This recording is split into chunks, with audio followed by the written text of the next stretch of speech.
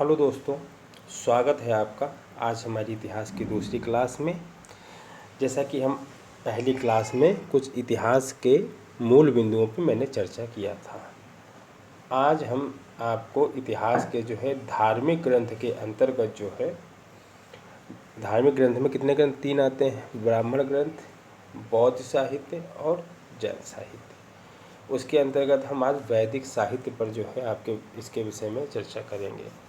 ठीक है, तो आइए हम शुरू करते हैं। वैदिक साहित्य तो पहला ही है कि वैदिक साहित्य का प्रश्न पूछता है आपसे कि वैदिक साहित्य का इनमें से कौन भाग नहीं है। ठीक है, तो वैदिक साहित्य में क्या क्या आता है भाई? वेद आते हैं, ब्राह्मण ग्रंथ आते हैं, आर्ण्यक आते हैं और उपनिषद आते हैं। ठीक, ये वैदिक साहित्य में 4 चीज़ें आती हैं। अब भाई वैदिक साहित्य में ब्राह्मण ग्रंथ क्या होता है, आर्यक क्या है, उपनिषद क्या है? तो ब्राह्मण ग्रंथ क्या है भाई? ये गद्य में लिखे गए। क्यों लिखे गए? कारण वेदों को समझने के लिए ब्राह्मण ग्रंथ की रचना हुई है। ठीक है, वेदों को समझने के लिए ब्राह्मण ग्रंथ की रचना हुई है, आपको ध्यान रखना चाहिए। आर्य क्या है? ये जंगलों में लिखे गए। उपनिषद क्या है? ये क्या है? गुरु के समीप बैठकर ज्ञान ग्रहण करना। ठीक है, इनको वेदांत भी कहा जाता है। क्या कहा जाता है? वेदांत। एक बात ध्यान रखिएगा, यहाँ पे जो वेदांग हैं, ठीक है ना, वेदांग अलग चीज़ है। ये 6 हैं हमारे। कितने हैं? 6 हैं। इसके विषय में हम जो वेदांग पढ़ाएंगे आपको, तब इस पर दीर्घ चर्चा हम लोग करेंगे। ठीक है, इसके बाद आते हैं वेद। भाई वेद कितने हैं हमारे? पहला ही प्रश्न पूछ लेता है कि वेद कितने हैं हमारे।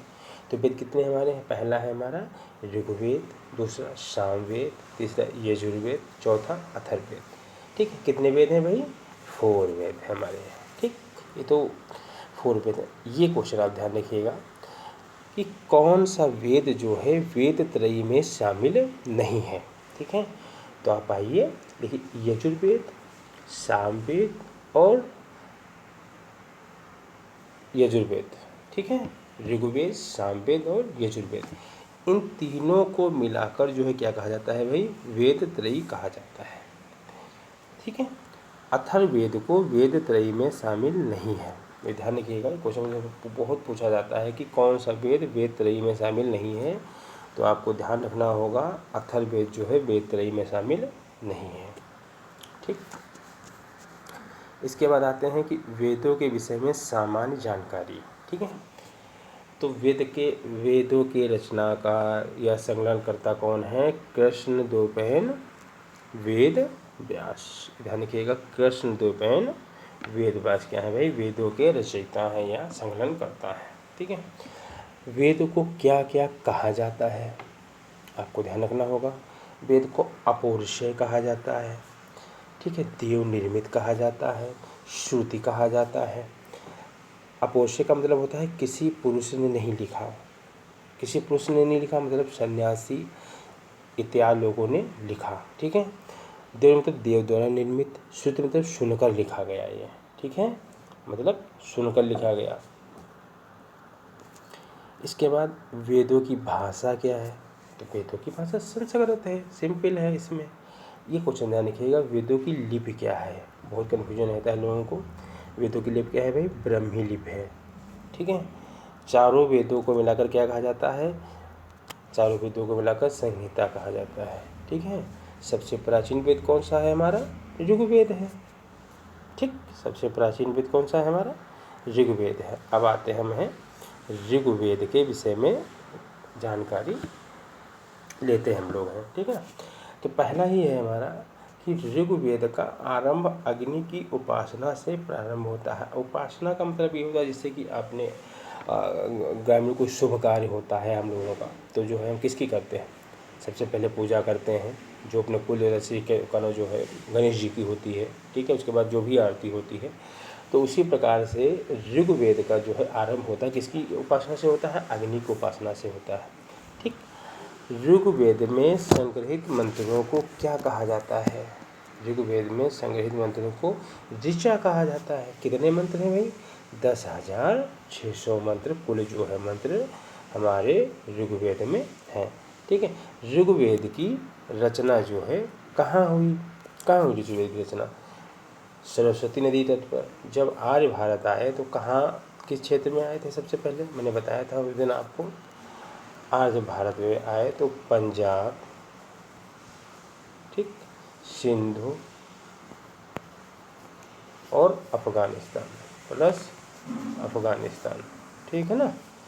ये 3 क्षेत्रों में जो है सबसे पहले पंजाब में लाए थे, क्योंकि पंजाब में नदी के किनारे जो है, जहाँ इसके बारे में आज हम चर्चा करेंगे तो संपूर्ण जानकारी आपको हम देंगे। ठीक है, वेद जो है ऋग्वेद किसका जो है समकालीन है? तो ईरानी ग्रंथ जो है अवेस्ता का जो है ये क्या है भाई? समकालीन ग्रंथ है। सूक्तों की संख्या कितनी है? 1028।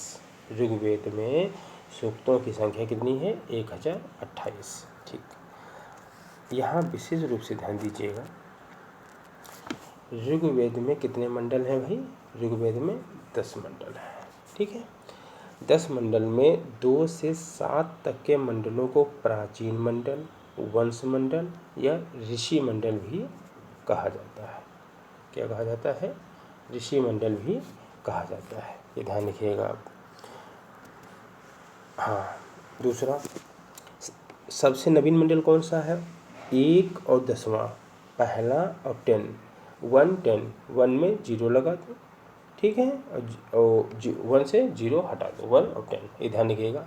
ऋग्वेद में सबसे नवीन मंडल 1 और 10 है। ठीक है, 8 और 9 वंश मंडल के बाद जोड़ा गया।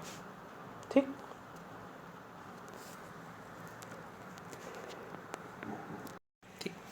इसके बाद प्रमुख मंडल। ठीक है, इसके बाद हम क्या चर्चा करें? प्रमुख मंडल। तो प्रमुख मंडल में पहला, तीसरा मंडल हम देखते हैं। तीसरा मंडल के रचनाकार कौन है? विश्वामित्र है। इसमें क्या मिलता है भाई? इसमें गायत्री मंत्र मिलता है। ठीक है, ओम भूर्भुवः स्वः। इसमें क्या मिलता है? इस मंडल में गायत्री किसको समर्पित है? गायत्री मंत्र भाई किसको समर्पित है? तो आपको ध्यान रखना चाहिए, गायत्री मंत्र सवित्र को या सविता को समर्पित है। ये क्या है? यह सूर्य का रूप है या प्रातःकाल की देवी है। अगर आपको सवित्र नहीं दिया है तो सूर्य दिया होगा या प्रातःकाल की देवी दिया होगा। ठीक है, ये बहुत प्रश्न पूछा जाता है, तो आप इसको विशेष रूप से ध्यान से नोट कर लीजिएगा। चौथा मंडल कृषि। चौथे में क्या है भाई?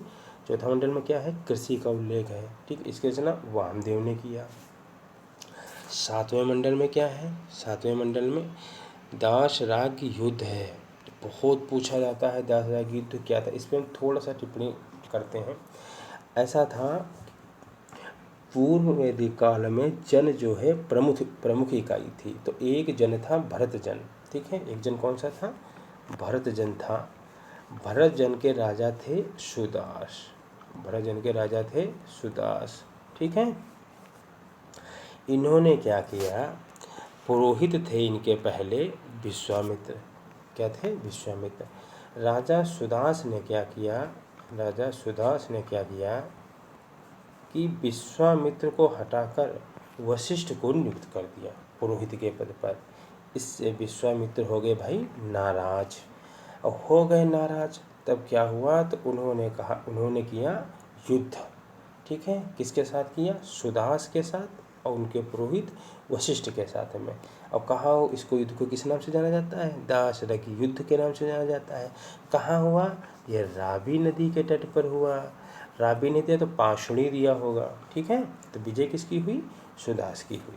ठीक है, इसका वर्णन किस मंडल में मिलता है? ऋग्वेद के 7वें मंडल में मिलता है। ठीक है, ऋग्वेद के 7वें मंडल में दास रावी युद्ध का मिलता है। ठीक, 8वां मंडल में क्या मिलता है? बहुत सिंपल, 8वें मंडल महिलाओं को मिलता है। 8वां मंडल महिला दिवस का भी होता है भाई। महिला दिवस कब से होता है? 8 मार्च को महिला दिवस होता है, 8 मार्च को। और प्रमुख मंडल में 8वें मंडल में जो है महिलाओं के बारे में वर्णन भी है। ठीक है, इसके रचनाकार कर्ण ऋषि हैं। 9वां मंडल में सोमरस, इसके रचनाकार अंगारा ऋषि हैं। ठीक, फिर आते हैं 10वां मंडल। बहुत ज़्यादा पूछा जाता है, किसी भी एग्जाम में लेकर 1-2 प्रश्न आपको यहाँ से मिलेंगे। ठीक है, एक प्रश्न तो कंपलसरी मिलता ही है अगर ऋग्वेद से प्रश्न उठाता है आपका तो। ऋग्वेद के 10वें मंडल से नदी सूक्त में जो है 19 नदियों का उल्लेख है। ठीक है। नासदी सूक्त में क्या है, एकेश्वरवाद या निर्गुण ब्रह्मा का उल्लेख जो है पहली बार मिला है। ठीक है। पुरुष सूक्त में, ऋग्वेद की पुरुष सूक्त में चारों वर्णों का उल्लेख पहली बार मिला है। ये प्रश्न खूब पूछा जाता है कि शूद्र शब्द का पहली बार उल्लेख कहाँ हुआ। ठीक है। तो आपको ध्यान रखना होगा ऋग्वेद के 10वें मंडल में कि पुरुष सूक्त में चारों वर्ण का उल्लेख पहली बार हुआ। सूर्य सूक्त में क्या है भाई, विवाह संस्कार का उल्लेख है। ठीक। सूर्य सूक्त में क्या है, विवाह संस्कार का उल्लेख है। ऋग्वेद के भाई ब्राह्मण ग्रंथ क्या है, हमने ब्राह्मण ग्रंथ क्या है, वेदों को समझने के लिए ये गद्य में लिखे गए क्या है भाई, ऐतरेय ब्राह्मण और औशतकी। ठीक है। तो ऐतरेय ब्राह्मण के विषय में आइए हम कुछ तथ्य जानते हैं, इसमें क्या क्या जानकारी मिलती है भाई। ऐतरेय ब्राह्मण में पुत्री को दुख का कारण बताया गया है। ठीक। पत्नी को मित्र कहा जाता है, खूब पूछा जाता है, आप देख लीजिएगा कोई प्रश्न उठा के, किस ब्राह्मण ग्रंथ में पत्नी को मित्र कहा गया है। जर जोरू जमीन को संघर्ष का कारण बताया गया है। समुद्र का उल्लेख पहली बार मिलता है। ठीक है। राजा को क्या कहा गया है, राजा को विषमत्ता या धर्मस्य गोपा कहा गया है। विषमत्ता का अर्थ होता है वैश्यों का शोषण करने वाला, धर्मस्य गोपा मतलब धर्म का रक्षक। ठीक है। राजा और राज्य की उत्पत्ति के विषय में जानकारी मिलती है और इसमें मिलता है कि चारों दिशाओं में कार्यरत राजाओं का वर्णन मिलता है। चार दिशाएं मतलब दक्षिण, उत्तर, पूरब और पश्चिम। ठीक है। पूरब में भोज, ऊपर में विराट, नीचे पूरब में विराट, इधर सम्राट, इधर स्वराष्ट्र। ठीक। स्वराष्ट्र, ये चारों दिशाओं में बड़े राजाओं का उल्लेख मिलता है। आर्य कौन से हैं भाई, सेम यही है, ऐतरेय कौशिकी, और उपनिषद भी ऐतरेय और कौशिकी है। चलिए आज की क्लास हमारी यहीं तक थी।